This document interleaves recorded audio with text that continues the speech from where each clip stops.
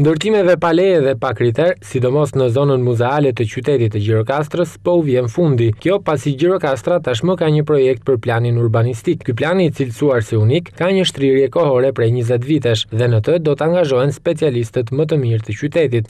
Kjo saktëson të gjitha normat për ndërtimet në Gjirokastër me të gjitha standardet evropiane.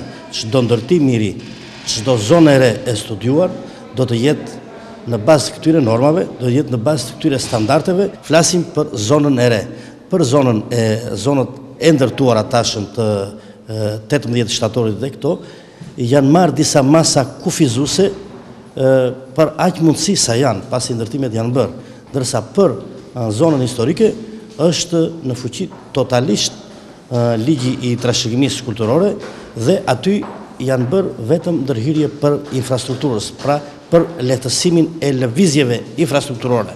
Kjo do të jepet për miratim Këshillit Bashkisë dhe Këshilli i Bashkisë do t'ja delegojë KRTSH-s.